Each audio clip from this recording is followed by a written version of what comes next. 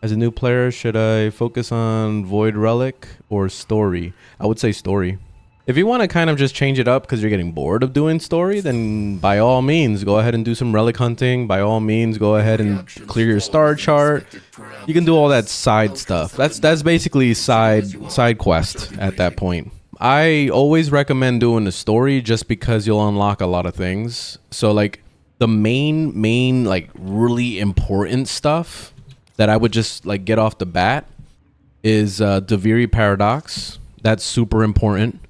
If you can finish this as soon as possible, that's awesome, because then you'll get access to the circuit. And the circuit is this. The regular circuit is where you can claim a new Warframe every week. What this is just a blueprint. So it's not the already made Warframe. So don't get it twisted, because that's probably what you're thinking.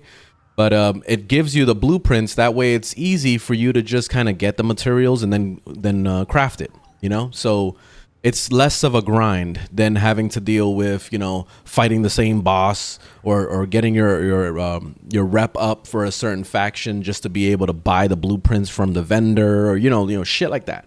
So it saves you a little bit more time to be able to kind of just do this. All three of these are easy to get.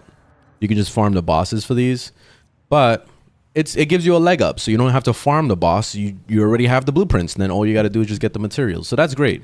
And then also the cool thing about it is that if you click on any one of these, let's say if I pick Trinity, then it will also give you a bunch of mods too. So as you can see, it gives you a little starter kit of stuff. See the shotgun one, we got Streamline. Streamline is really good. That's awesome for starting. This for dual daggers, this Trinity augment mod.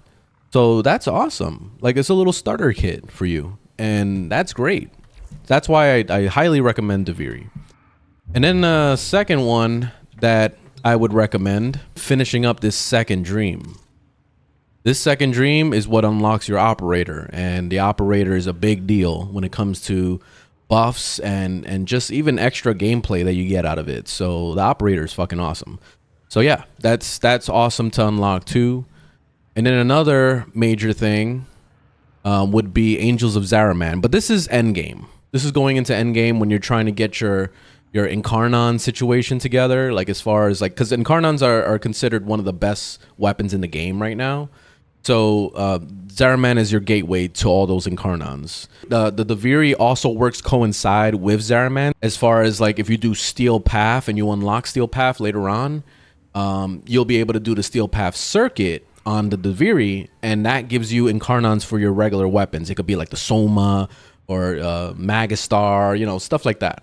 So you're gonna have to come here and eventually to kind of like either upgrade your Incarnons or be able to access them in the first place.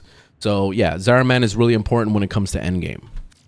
So yeah, those three are like the most important.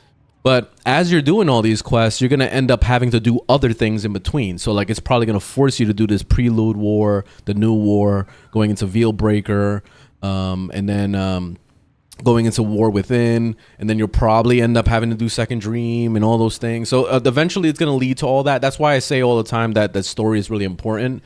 That way you can kind of unlock features. And because there's other features that I haven't even mentioned that you'll be unlocking by doing this. So yeah, it's very important to do your story.